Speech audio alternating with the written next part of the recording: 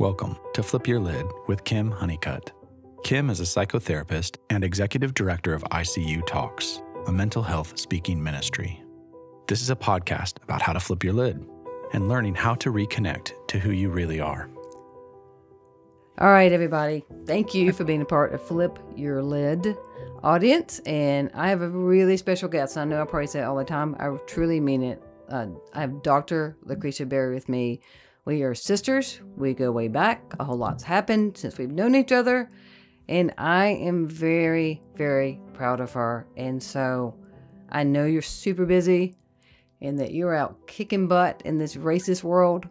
And yet you made time for us. So, Dr. Lucretia Berry, my friend, my sister, welcome to Flip Your Lid.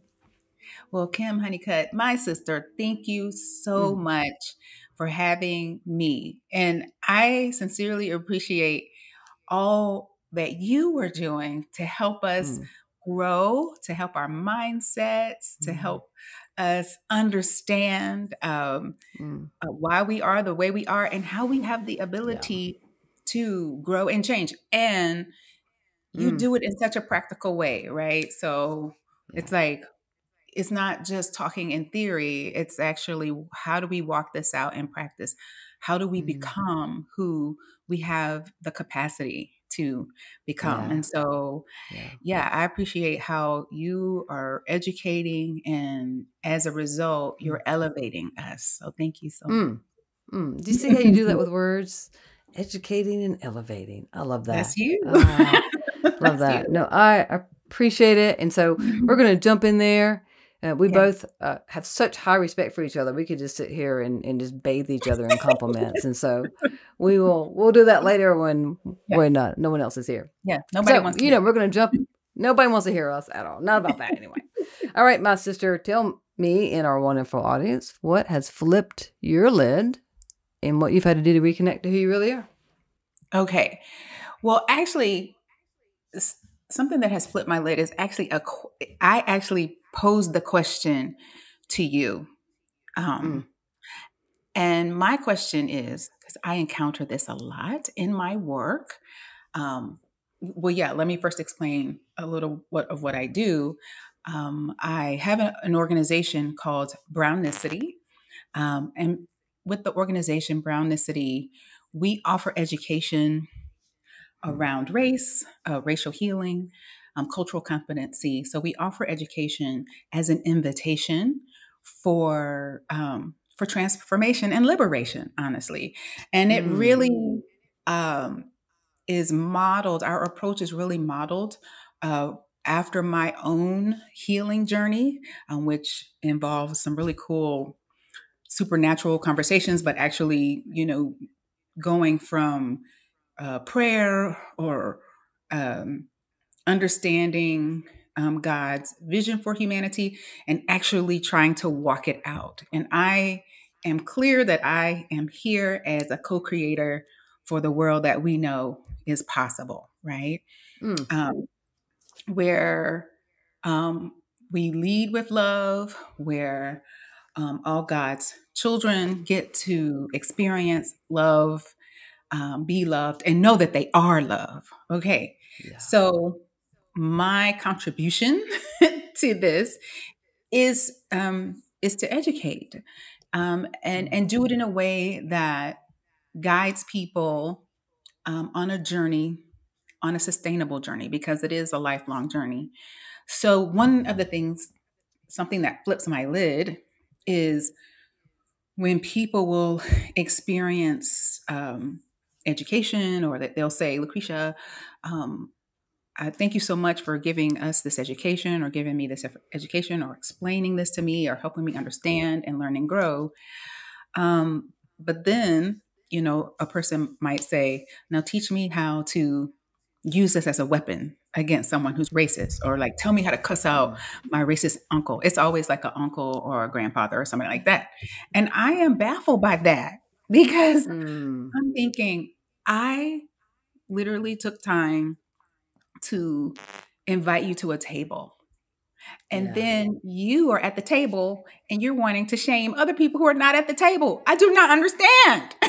So And that doesn't happen all of the time, but it happens enough that it is a pattern that I noticed, or it's noticeable, or it is a phenomenon where people think leading people forward in this work and in this mission requires angst and shame and kind of a bullying and judgment, when actually, yeah, those things cannot be a part of growing and healing and transformation. And then so I was like, maybe Kim, with her background and her understanding, can you explain why that is something that people do? Or why, for example, because I've heard this, well, people talk to me as if I'm not doing the work well because I'm not beating up on white people. And so that's a kind of a thing too. And yeah, that flips my leg. It makes me want to fight somebody, but I don't. Because yes, I remember myself. I remember who I am, right? I know why I'm here, and I know my part, the role I play in the movement. And so I remember myself. I pull myself, back together, remember myself, and so I continue to, sit in the grace. So, and I also am empathetic because I probably, maybe a long time ago, before I experienced my own healing, I might have thought that way. Okay, so that's my flip my lid, how I come back to myself. But it's really a question that I'm posing for you. Yeah, you just flipped the role. You flipped the script because now you're coming at me. So let's go. Yeah, right. So, but I love your vernacular. I love the sustainability, the grace, the idea of connection, and there are certain ingredients within racism, homophobia, ableism, xenophobia. There are ingredients in all of them that are the same in shame, superiority, lack of connection, the inability, disgust is another one. Inability to look at self, mean deflection. There are certain ingredients that will guarantee that you won't grow, and that people around you, if you're trying to espouse to them some idea, won't grow either. They will just simply become more of who they already are. Right? Because we're constantly changing, but I might be changing, going deeper into the groove of racism that I'm already in. Right. And so the answer to your question in a sense is that, kind of looking at spiral dynamics, where we can kind of look at, are you familiar with spiral dynamics? I was going to say, excuse me, what is that? I was writing it down. What is, are you saying spiral? I didn't. Spiral dynamics is a chart that kind of helps you be able to look at where you are on your journey. And so if I remember correctly, the bottom is blue and red. And that is that sense of the stereotypical thing that a pastor is going to share about racism or homophobia, or it's just that level of, if you don't look like me, if you don't act like me, if you don't do like me, then you can't be around me. Right? Okay. That level. And then you move up, and then the green level are people who are liberal. They have advanced beyond this idea that you have to look like me and act like me within marginalized people. But now they are forecasting the same thing onto the non-liberals as what's been forecast on them. Right? All right. And so that's called mean green. And a lot of us get there and we just stay there because we're so hurt by people who are against marginalized people. And then we become we become intolerant of the intolerant, and then we become just like them. And that is such a journey for me, because I get so angry that I keep myself removed from the empathy, compassion, the love, the things that will allow me to connect and grow. Okay, let's pause for a second, because you just taught a whole class, and I need to go back. You got to break it down. You did. All right. Yes. So number one, this spiral dynamics chart, is that, we can Google that or Oh, search you that. can Google that. Yeah, Okay. absolutely. Absolutely. Okay. I'm going to do that. And you said that the green Mm-hmm. is like where a person has um maybe, evolved to appreciate and honor differences versus thinking Right. that, yeah, okay. And that actually, it feels like it also aligns with stages of development for children. So I'm an educator, so Mm-hmm. that would kind of align with, oh, this looks like how, a when you are a toddler, you connect safety with people who look like you, or people who look like Mm-hmm. your people, or whoever your That's people is. right. That's right. Right. Okay. Yeah. But then if you're able to expand and grow and be in different environments, then then people looking different and living different does not feel threatening. It There you actually, go. and you can develop, appreciation and see the beauty and the diversity part. So that's the Mm-hmm. green people. But then the Mm-hmm. green can become um, so offended by Mm-hmm. the blue toddler people, right? Yeah, That there you go. that they become mean. And so you said that's called mean green, That's the right? mean greens. And you just explained it 10 times better than I've ever No, explained it. look, I'm a teacher. I have You're a to teacher. You're break it great. down. Break it down. So no, because Yeah. when you said mean green, I wasn't sure you meant mean as in awful, or mean as Mm-hmm. in a medium, the mean, like the Oh, math. I see. Yeah, yeah, yeah. Mm, Yes, I can see that too. But no, yeah. it's the abrasive, and again, I Mhm, understand it, and we are in a journey, and we're trying to get to a mhm, place of growth, right? right. You and Mhm, I are, and people most likely mhm, listen to this are, and we have to be able to identify what am I hanging on to believing that won't let me grow. And so it's mhm, easy to become a mean green. It's easy to get to a point of like, oh, I see now that homosexuality has been mistaught in the churches. I see now mhm, how Christianity has been used to add to racism, and I don't want to be a part mhm, of that. But then mhm, now I'm mad as hell at everybody who has contributed, and I mhm, don't go any mhm. further. And we want to keep going. We want to keep evolving. Okay. Thank you. And yeah, it's like I was like, it's just, you're reading my script. I don't have a script, but I definitely have a direction. And I'm like, yes, this is about growth. Mm. Ultimately, this is about growth. And what keeps us Hmm.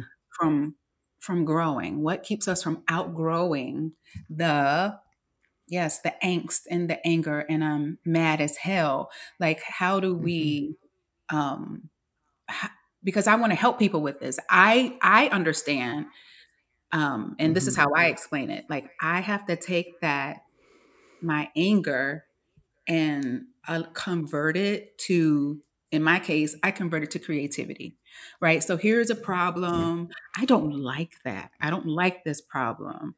Okay, so what can I do about it? Then I take that anger and I use it as motivation to create something better, or to Yeah. create something that helps people.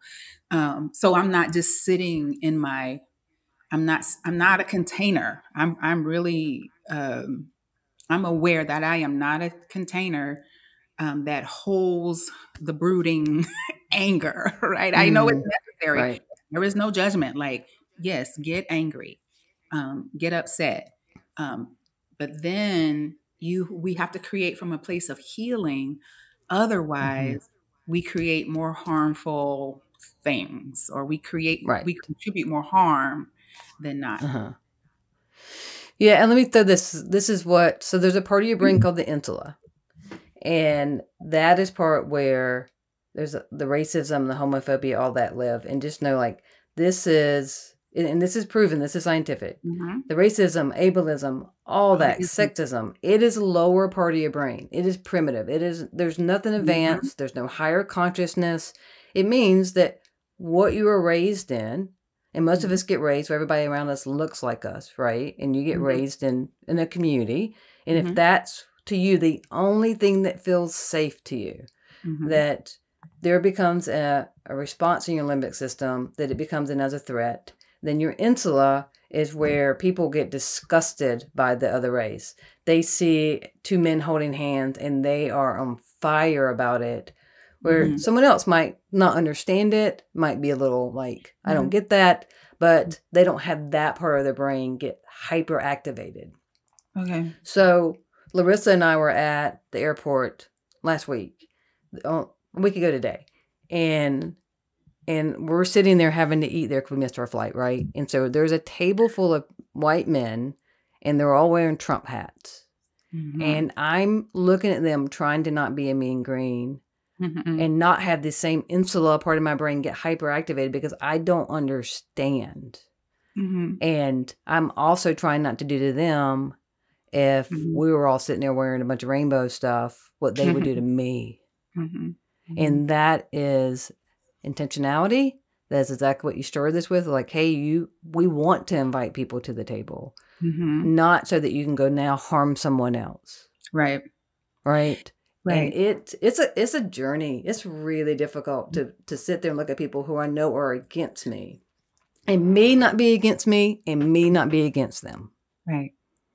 But I like the illustration of, you said it's called the insula. Can you spell it? Yeah. Probably not, but I'm going to go with INSULA. Okay, well, that's what I wrote. Yeah. I just meant for pronunciation. We can, the search will help us spell it correctly. So, but I like the illustration of that being the lower part of our brain versus higher consciousness, because then we have to intentionally choose to go up higher. Like, as you said, it's an intention, right? So we have to operate in our own agency to move to, actually like go boop, boop, boop, boop, boop, like up. I'm sorry. Your people are listening. Like, what is she doing? So I'm moving up my head, up the ladder. She's moving up the ladder, everybody. I'm moving up the ladder, but that takes agency. Yes. And so, I am wondering what institutions, practices, beliefs are in place that keep us from knowing or wanting to operate in our agency or in our own power to consciously move up the ladder, right? To say, okay, to recognize, okay, that's insula. That's not God. That's insula. Right. That's not Holy Spirit. And then, and then reach beyond that. I think, and I'll just say this, and I kind of implied it in my answer, because I think that there are things in our lives that keep us and rely on us staying in the insula and living in the insula. Yep. Yes. And that here's the thing, that if you have discussed at someone's race or their ethnic background, you can find people that y'all will get together and you will actually feel connected when you're actually just protective. You're just protecting what you already know and believe in your lived experience. And so you can go to the ultra mega conference. You can go to KKK rally. You can go to a church that's going to talk about that if you drink Starbucks, you can't come in here. And since you're a non-Starbucks person, then you get to belong to that church. Like, you can have that experience. So the mass numbers will show you, because then you'll feel connected to yourself and think it's a higher consciousness. We talk about deceit. When you're actually completely against groups of people, right? That you'll never look at your unconscious bias. You'll never go into figure out, why am I against God's people? You'll just go to the numbers, because the numbers of people will tell you that you're right. Right. And so if you want to find that, you'll find it. Right. That's confirmation bias, right? And you said two words that I wrote down: safe and belong. And yes, it's like people want to feel safe, but then people don't understand that they've been conditioned, or you've been conditioned to even perceive what is safe. That's right. That's right. Good. So if you grow up in a bubble, I'm going to say a social bubble where everyone maybe looks like you, has the same practices as you, very similar. Nobody looks exactly alike, but you live in a homogeneous community. Then you have this false sense of what is safe. And so you go outside of that. And of course, what you've been raised in is your is your norm and your default, but it isn't necessarily safe. And Right. people want to belong. And so I witness people choosing to stay, I'm going to say, in the insula so that they can belong. So, because every human wants to belong. And so those two things are connected, the safety, which is really a false sense of safety, and then this Right. belonging. I want to belong in a group, therefore I will not grow, even though you have presented me all kinds of motivation and illustration as to why I should grow. But if I do, I won't belong in my whatever, in my safety bubble anymore. And so I guess I'm always wanting to, I don't know. I guess, I don't know. I guess people who are okay with the risk of not belonging will take the leap, I should say, or take the step. It's not really a leap. It's just a step. Yeah, no, there's a depth to. I was thinking the other day about how, like, if you're in a mega church, the numbers you'll look around with the numbers and think, oh, what I think and what this pastor thinks must be right. Look at all these people. Right. Okay. Right. Okay. Mm-hmm. But it means you have to stay in a place where you're just fitting in. There's not really a sense of belonging. Like, you just have to be a certain person. Opposed to, like, my church, which is much smaller in numbers, but there's a sense of belonging because no one is expected to look like the other person or act like somebody else. Exactly. Like, the focus is so on Jesus that we're not concerned what somebody sitting beside us is wearing. Right? Yeah. Or if they're drinking Starbucks or not. Or if they saw the Barbie movie or not.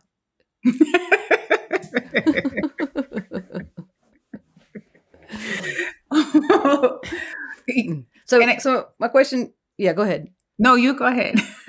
Well, my question is, like, how do you walk around safe? How do you walk through this world safe, knowing there are certain people who are going to look at you, or if you get pulled over, you might have a different experience based on the officer, right? Could be. Like, how do you define safety? Oh gosh, that's so good. Okay, so I'm just going to say, on a personal level, just a regular social, just living my life. And like, if, like, for example, I'm not having to think about race, which I do have to think about on a regular basis, but just in my own regular life, I think I've actually become comfortable being in the margins. And so even though I am an advocate and a cultivator of belonging, I don't want to belong at the expense of other people being excluded. So I'm good, if, like, for example, I'm good to leave a space or a place that is telling me I have to believe this way, look this way, dress this way in order to belong. Because I have to be me. I have to be connected to my authentic self. I have to be connected to my, the divine design of me, because I have to operate and live out of that. That's how I get to abundant life. That's how I don't walk in scarcity, right? Because I know what is for me, and I walk in abundance, right? So that's just me in general. And yes, I live in these real United States with this history of where racism has been embedded systemically and so subconsciously that, people who have the most beautiful hearts, and I believe they don't know that how race and the ideology and the system has conditioned them. And so you can have the most beautiful heart and you can still cause harm. Your implicit biases can harm people along racial lines. I mean, it just is what it is. And so, I'm going to be honest. Like, I walk in that awareness, like when I'm outside of my home, or when I'm outside of a place where I am, known, or or comfortable. I am aware of what I look like and how other people may be conditioned to be afraid, to not see me as safe. So yeah, I am, what is it? Yeah, I have the awareness. I don't think, like, I don't have a hyper awareness. Like, it's not an anxiety, um, but it is a reality. And so yes, just for an example, when we moved into the house where we live now, there's just what, 6 houses on our little gravel road. And then about 6 months, they started building an apartment complex behind our house, which meant that, yeah, it just wasn't us on this gravel road who all knew each other. Now we're going to be interacting with people, like a ton of people who live in an apartment complex, and they don't really know us. So yeah, I'm all like, okay, some of the people are going to be safe and fine, and some of the people are not. And they're going to see me, they're going to see my phenotype, my skin color, and then they're going to be operating in their insula or in their implicit, what they have been conditioned subconsciously to associate with my skin color. So have a few things happened? Yep. But again, I don't have this kind of fairy tale or utopian version of where we Mm-hmm. live, in the United States. Mm-hmm. So I think awareness, having understanding helps me navigate and feel secure within myself. Mm-hmm. How about you? Let's park here. Oh, Let's okay. park here for a Hmm. second too, before we even go into that. Hmm. Because there are people who just heard that, and as you know, they're Hmm. good people, good hearts, but Hmm. they are automatically going to defend against the idea that Hmm. somebody, white particularly, would see Hmm. you and have Hmm. any implicit bias, even though all Yeah. the experiments, all the research, like we Mhm. know it's proven.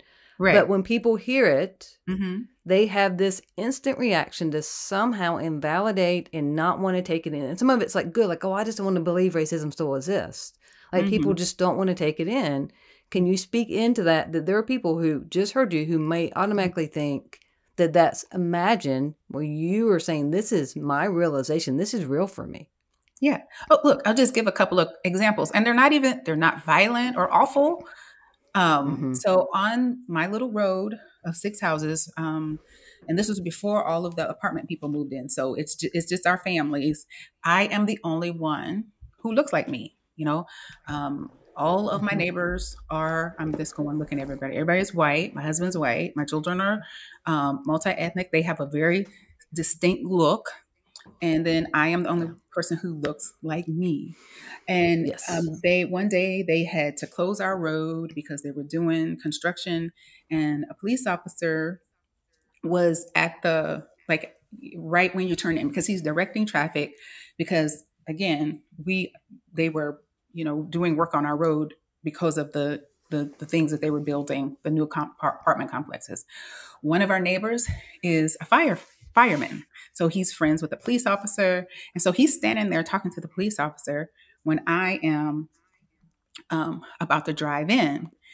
And the neighbor tells me this. I didn't overhear it. The neighbor tells me that when I was about to turn in, the police officer who is white says, "What is she doing here? Like, why is Woo! she turning?" And then the firefighter was like, "She lives here, dummy." And that's see, Yeah. our road is so Yeah. exclusive.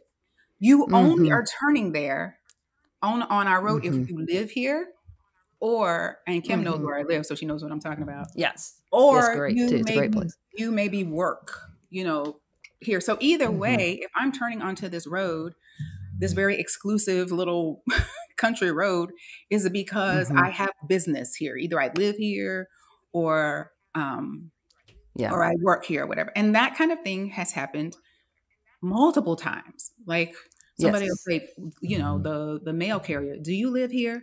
Like, you literally saw Mm, me come out of my house with my house slippers on. right. Yes, I live here. I had somebody tell me, Mm-hmm. he was complaining, because as they were doing construction for the apartments, it meant that our vehicles, those of us who have already been living here, were getting really muddy. So Mm-hmm. my I had parked my vehicle at the gym, and yeah, all this mud would just fall off of our cars, and we didn't have anything to do with that. So the lady came into the gym to accost me and was going off about mud, the mud that was falling off my vehicle and onto the parking lot.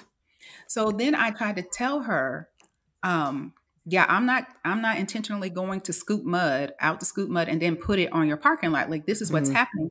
And I noticed that she is affiliated with the company who is the builder. So I said, well, you know this company, they're doing this work, so it makes our Mm-hmm. road really muddy. And I'm telling her where I live, and she said, no, you don't. You don't live there. So at that Wow. point, I was on the floor doing some kind of exercise. So I stood up. Yeah, that's right. That's right. Stand up and then let Mm. me help you understand Mm. that you don't know what you're talking about. So I mean, but those kinds of Mm-hmm. things that are, and somebody might say, well, you don't know that they said that or did that because you're black. But in all of these instances, there's white people around me, and nobody is. Speaking of white people, Yeah, one speaking of just white walked people, in. I just saw Nathan. Sorry, go the ahead. one I who just saw lives here Nathan just walked walk in. into your house. Yes. He's I mean, allowed. yeah, he's allowed. And I mean, there's other instances as well. I had someone tell me they were going to call the police on me, and and I just laughed. Like, go Yeah. ahead. Like, I know Yeah. why you're saying Well, that, because you and think I'm supposed to be intimidated. I am not. Mhm. But Right. anyway, That's right. Yeah. But I just want people to get it. Like, we're yes, in 2024, 2024. and you and I have a plethora of examples of being Oh my treated gosh. differently based on someone else's idea of what's acceptable and what's Mhm. safe. And Yes. that is why we have to define this. And I've talked before that we're all trying to figure out and define who we are. And it's Mm-hmm. hard to define yourself when you have to defend yourself. Mm-hmm. And that we are trying to not have to defend or prove ourselves. And I think that's part of what I've talked about is like, I don't want to have to be the one to tell you about the 7 clobber passages and how they got unclobbered. I don't want to be the person to tell you that. That's not my ministry. You can go read Colby Martin's book. Yeah, it's a good book. Unclobbered. You can do that, right? Yeah, it's a great book. Mhm. Like, the research is there. And if you Yeah. choose to stay where you are in it when evidence is contrary, then let's just call that choice. And that choice is attempting to take away any choice that I have. That's Right? Like trying to take powerful. away marriage, right? It's trying to take away my Yeah. right to marriage, my right to safety, my right to freedom, my right to health care benefits, to make decisions for my wife if she's hospitalized. Like, people are trying to take those things away. And it's 2024. Right. And so essentially, people are choosing their own safety or their own belonging that's how I'm looking at That's it. right. Their That's safety or right. That's right. belonging, they're choosing that over giving it, well, allowing you to have your freedom of being. I think just going up And not sure what I think they're going to lose if it's inclusive. I'm not sure what they think they're going to lose. well, yes, they think that they're going to lose belonging, because if I decide to let go of beliefs that allowed me to belong at the expense of excluding somebody else, if I let go of those beliefs, now I'm on the outside. I'm on the outside. Um, but I just want to tell people, but when you go on the outside, there's other people there. Yes. Like, there's belonging. You just belong in a new space, in a different space. Right. That's right. Well, let me tell a belonging story, because this happened years ago when a lot was happening about bringing awareness. And again, I love police officers. Your dad's a police officer. Yep. My dad's a lawyer. I was probation pro officer. I sit with police officers. I see their trauma. And so this is not a generalized statement, but we do know there are many police officers who have racially profiled. They have treated Black people, not just men, women too, and children, get treated very differently. right? And so we know that there's evidence of this. They're people. And around the time that there was some awareness coming to it, I posted on Facebook. This is back when Facebook was cool. Like there's a lot of us there. And now it's like, it's all Instagram, TikTok, whatever. Yeah. But I posted about getting pulled over and that I had some concerns when I got pulled over, but race wasn't one of them for me. Mm-hmm. My concern was instantly getting my lawyer's attention through email and getting this to go away. Right. Mm-hmm. And that I knew it was different from my brown and black brothers and sisters. Mm-hmm. And the support, the people that came around me and were just like, thank you for not invalidating our experiences. Thank you for the empathy. And I felt like what I did was so simple, but it's huge. It was huge to people because as simple as it was to me, that's not what people are receiving. That's not the gift being given to them. Instead, people are being invalidated and told that somehow they caused it, or because one person in the past 5 years was a shithead to a police officer, that justifies everybody else being what happens to everybody else, right? Mm-hmm. Mm-hmm. Yeah, something similar happened to me.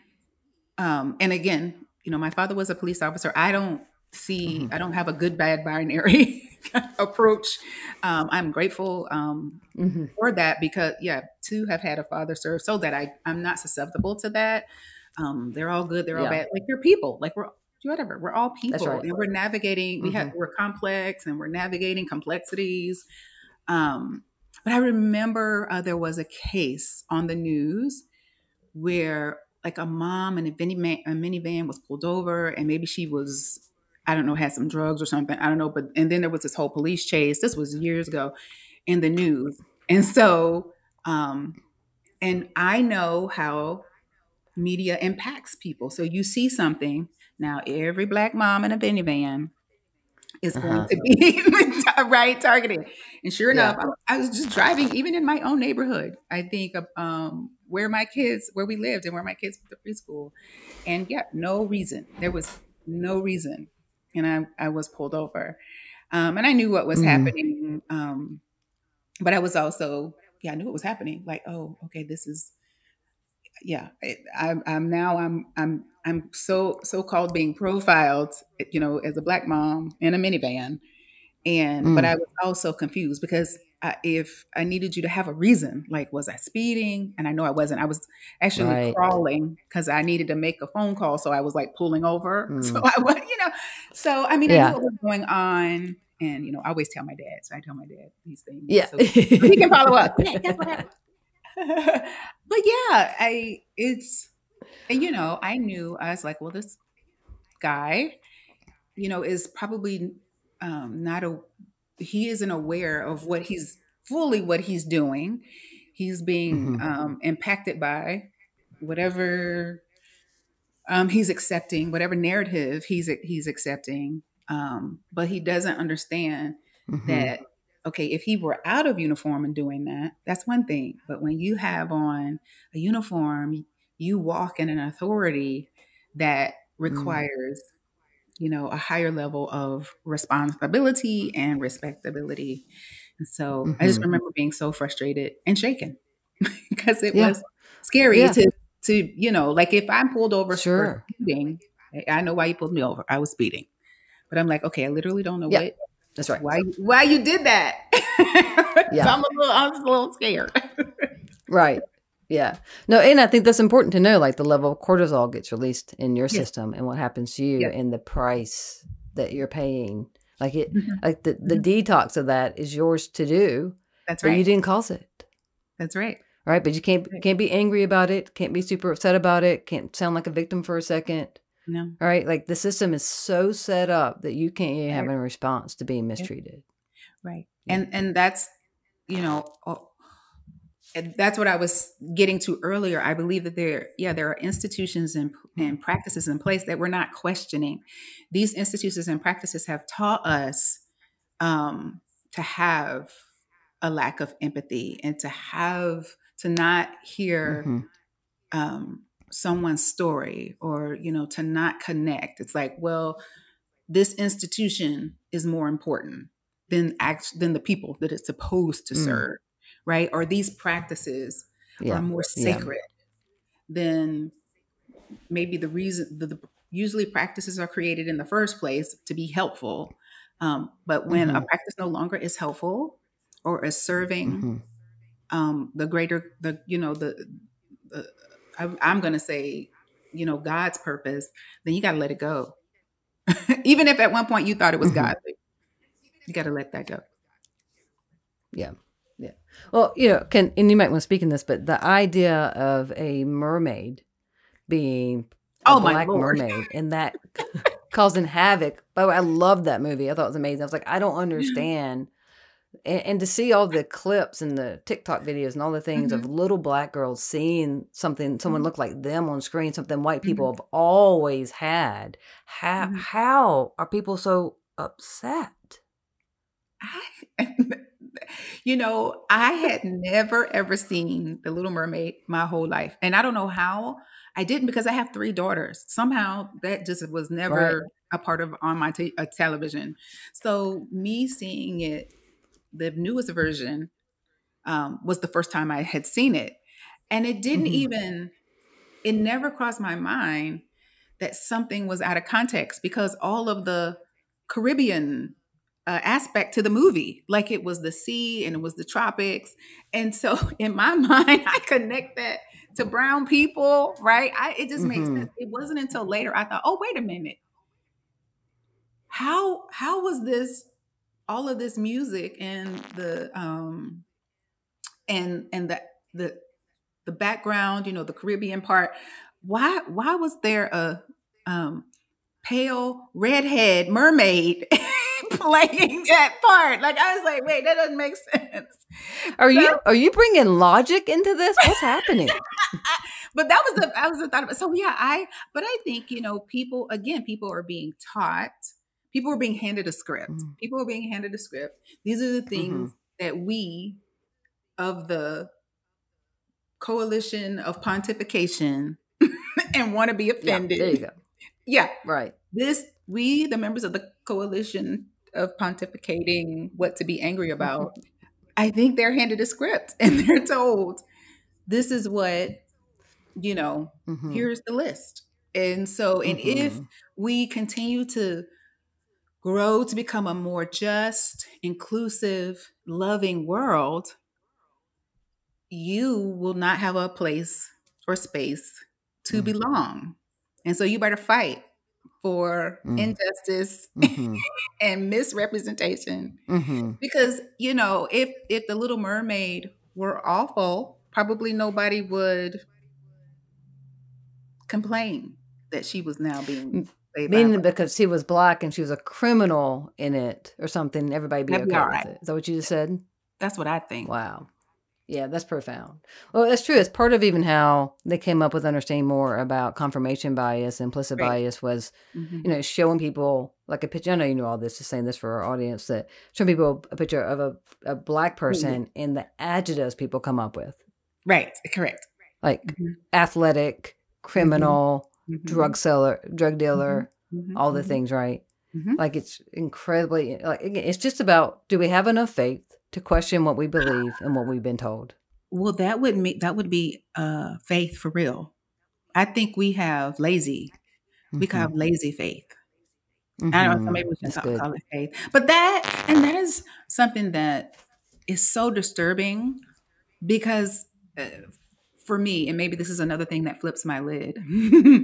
How can we profess to be lovers of Christ and profess that we have hold of this power, the same power that raised Jesus from the dead is ours, right? How can we profess that level of love and higher consciousness and Christedness and then not be willing to grow, not be willing to question, or still equate questioning with doubt, right? Or still say, if you ask questions, then your faith is not big enough. Or if you're detangling yourself from the practices of oppression, if you're somehow just, some people call it deconstruction, I call it detangling, like, oh, you're just, okay, now you're just throwing off the things that just don't work as you grow. Because when you grow, you outgrow clothes. So you're throwing off your toddler clothes. right? And I think there's a scripture Mm-hmm. about that, right? Mm-hmm. When you was a child, you spoke and saw as a child, Yes. and then you became adult. Mm. So how can Yeah. we profess this magnificent um, access to power and be walking in this power, be walking in this level of awareness, but then um, just want to hold on to our Mm-hmm. toddler clothes? Mm-hmm. No, we got to No, stay. it's good.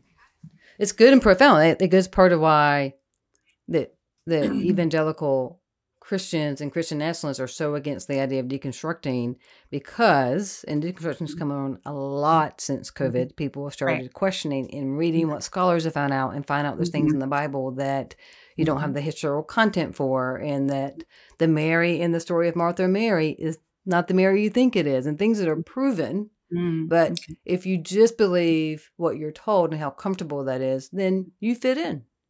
But the Yes. idea of discontaining and really finding out who you actually are means Mhm. I'm willing to risk rejection. Mhm. I'm willing to face my own fear of abandonment. Instead of being driven by the fear, I'm willing to face it. That's faith. I believe so too. And that to me shows more of a connection to the divine versus Mm-hmm. because you're willing to walk in or reach for uncertainty. Like you're willing Yeah. to walk in this space that you have to be held up by Mm-hmm. the divine versus, Mm-hmm. well, I'm insulated by everybody who thinks and looks and acts like me. And so Mm-hmm. because we all think and Mm-hmm. look and act alike, then I am certain and I don't need to ask Mm-hmm. questions. And so I'm like, Yeah, that's you got, well, what I thought when I was studying about the brain, when I learned about insula, part of your brain being where disgust is and being against people like that. I thought about the word insulated, and that they get insulated because, right? that's powerful. Like the Write it insulation, down.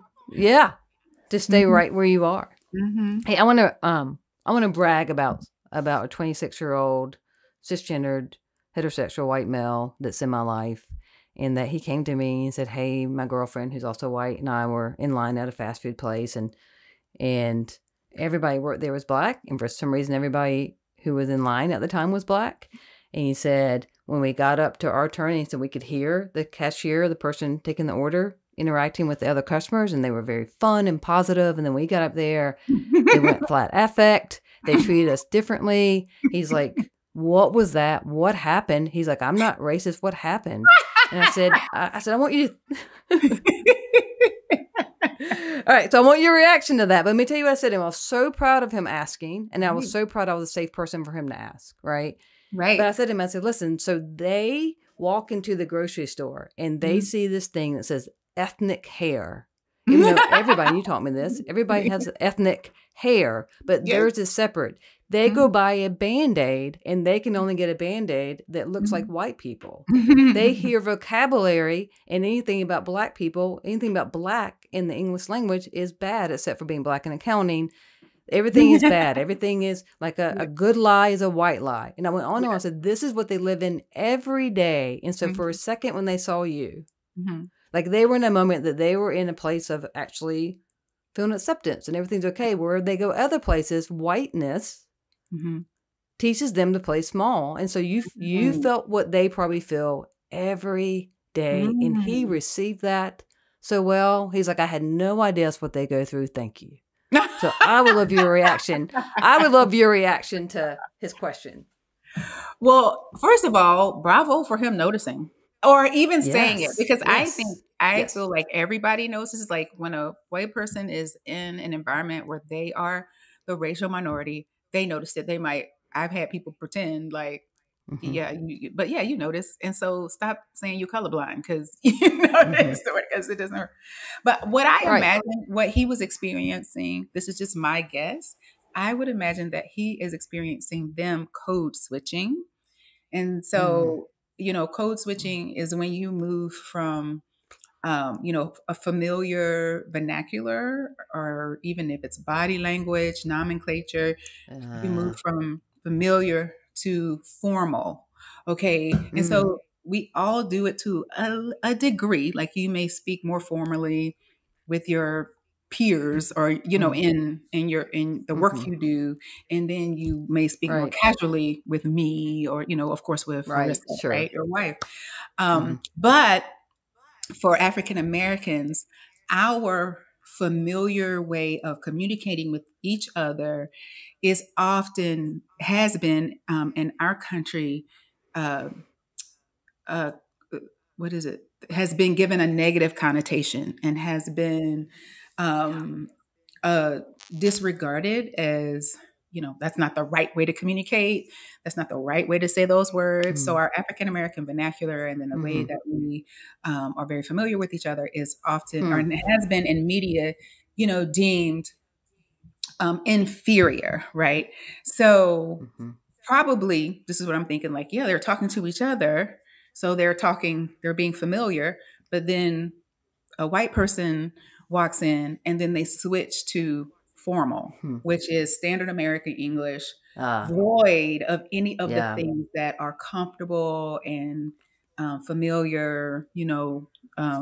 Yeah, because I mean, it's kind of like speaking two different languages. I think that's how Mm-hmm. I equate it. And so when Yeah. I'm speaking, you know, I'm Yeah. animated with my hands. Um, but let's say I had to speak French. Uh, that's not my my comfortable language. So yeah, I'm speaking it Yeah. from a different place, maybe a little more stoic because I'm concentrating. So yeah, there probably was just a Mm-hmm. cultural shift that happened when they went from talking to each other to talking to him. So, I so appreciate it. See, I would never have thought of it that way. Right. And right. that, so I appreciate Hmm. the cultural emphasis and the code switching, the language, you Hmm. know, all that kind of stuff. And again, so proud of him for asking and for taking Yes. in my answer. And I think your answer is even Mhm. better, but I do appreciate Wow. it's so what do you say to this? Because white people say this to me a lot. They're like, something like that happened to them and they call it reverse racism. And I said, that, Right. like there can't be reverse racism based on the definition of racism. So, but because you speak so much better than I do about this, will you Mhm. speak into the definition of reverse racism? Well, okay, so reverse racism doesn't exist per se because racism is, you know, it's systems in place. So racism is, you know, for example, white people or people categorized or racialized as white having the power and the backing of like the institutions. So that would be like banking, where you have more privileges. The other would be like Mm.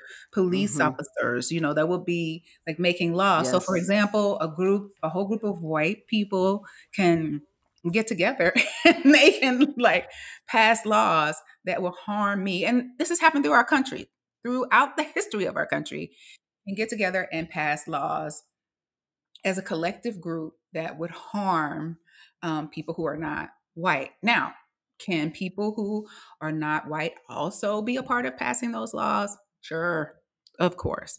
But by and large, you know, it's because of the infrastructure and the foundation um, that and race and racism being a part of that foundation, historically, it's the dominant racial group who has the power to to design cities, neighborhoods, schools, enact laws that disproportionately harm people of color.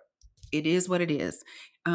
Have there been instances where we've done better? Yep. Can we? Yeah, we're gonna get. It's gonna get better. We're gonna continue to do better. We just have to lean into learning and understanding. Okay, so then reverse racism would be if um, well, yeah, racism would be like if we just undid all of that. So that would be awesome.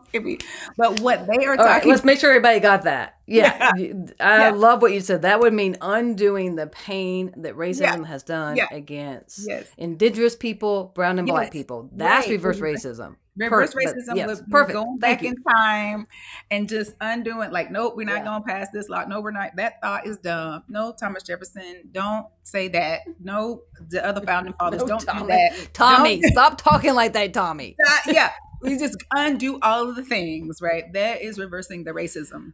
But when white people experience um, discrimination, that or bigotry is what they're experiencing. So yeah, can a group of like if you're in a place that is predominantly, let's just say Black, for example, and you are white, and then the Black people are like, we are not going to welcome Kim because she is white, or we're not going to let her play our game or play with our ball or whatever because she is white. That is discrimination. That is prejudice. That's right. Not That racism, it's discrimination, right? Yeah. Now, I guess if we systemically then created all kinds of policies and practices in public institutions that kept you from social mobility and working where you want to work and growing and kept you from being, then go ahead and preach. Go ahead and preach. That's not, yes. So yeah, and again, see, we need education because that is, discrimination and bigotry. That's right. And prejudice. Well, let's use that. You said it so well. That's why I love talking to you, just to kind of as a bridge to tell people about Brownicity. Oh, sure. How could they tap into it, learn more about it, become a part of it? They want to talk a little bit about that, please. Well, okay. A little bit about Brownicity. Brownicity, first of all, is a made-up word. Brown represents melanin. Melanin is all the humans have it. That's why we're different shades and colors. I have more melanin. That's why I'm the color that I am. And Kim has less melanin. That's why she's the color that she is. Boo and then for Kim. Anyway, no, it's beautiful, and we all have to recognize. We all have to appreciate our phenotype as beautiful, because if you can't see your phenotype or the way you look as beautiful, then you can't see others as beautiful, right? Yeah, so that's good. Yes. So then icity in the word brownicity comes from ethnicity, and ethnicity is like that which we have in common.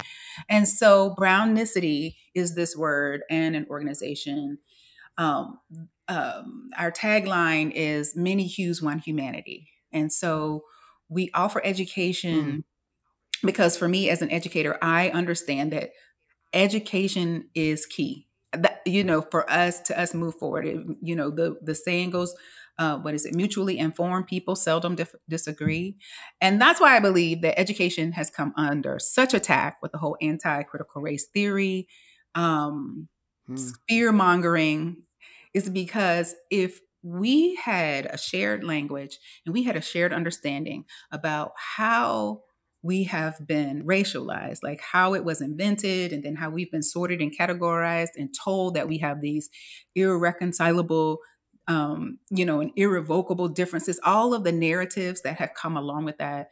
If we become aware of that, and then we will be empowered to liberate ourselves from it. All of it. We just wouldn't, we wouldn't even think that, oh, this is just for Black people to do. Like, no, we've all been racialized, and this is all of our work to do to operate in our agency and our power and liberate ourselves, liberate humanity from this garbage. Yeah. And so that's what Brownicity is. We are an organization that offers education for that. And education is different than just information, because you can give somebody information and they just add it to just putting some water into the dirty cup that's already there. But education is when, you help someone, you help unfold what is on the inside of them, the beauty that is on the inside of them. And so our courses and workshops, seminars, Kim, she taught one called, what is it? The brain erasers. The nerve. That's right. The nerve. The nerve. Yeah. The brain erasers. But again, we're helping people. We have to have tools. We have to have guides to help us slosh through all of this stuff. And so that's what Brownicity is. That's what we do. We help. I love that. Well, I hope y'all will put a link to Brownicity in the notes. We'll also put your Instagram handle so people can go and follow you and keep up with all that you and your amazing volunteers are doing. And I want to close on this. I just want to tell everybody that Lucretia has taught me a great deal and gifted me with so many things and understanding of accepting who I am and my multi-ethnic background. Yes. And one time I remember I said to you, I just wish I was brown or black. And part of it is because my mother is Hispanic. My family, particularly my mom and brother, are very dark. And I think dark is beautiful. I will always think dark is beautiful. And I was telling her, like, it's just my pain that it's like I want to be black. I feel like I have an inner black person. Like I want to be. And you're like, girl, you can't handle all the marginalization you already have. Like, why would you add that? And I was like, damn. I don't remember girl. that. I was like, you're right. You did. You were like, can you handle one more thing? You already marginalized. I was like, oh, you're right. You are spot on. So, Okay. Gave me a little more acceptance of who I am. I still think brown and black people are the most beautiful people in the world. However, it gave me more self-acceptance. Yes, we have to love ourselves, because then we don't. So we have the capacity to love other people, right? Yeah, that's right. That's right. And with so much pain and fear and misinformation in the world coming at us, we got to be able to stay connected to ourselves as we educate those who want to be educated. That's right. Yeah. And that's what Brownicity is for. Yeah, Don't come over here if you don't want to be educated. Mm-hmm. I don't have the capacity for you. I'm here for the people who want, and they're looking for a psychologically safe space to bravely learn. I'm your people. All the other people. That's right. Psychologically safe place to learn. That's right. Yeah, I love your words. Well, thank you for doing this with us. I love you so much. Thank you, love sister. you so much. This was so fun. Thank you. It was so fun. All right, to all of you, I don't know exactly what you heard, but I know you heard something to help you reconnect to who you are, and we will see you next time. Thank you for listening to Flip Your Lid with Kim Honeycutt. Please subscribe, rate, and share. You can find Kim on Facebook or Instagram at kbhoneycutt. To get an autographed copy of Kim's book, visit butyourmotherlovesyou.com. Remember, no matter what, treat yourself well today.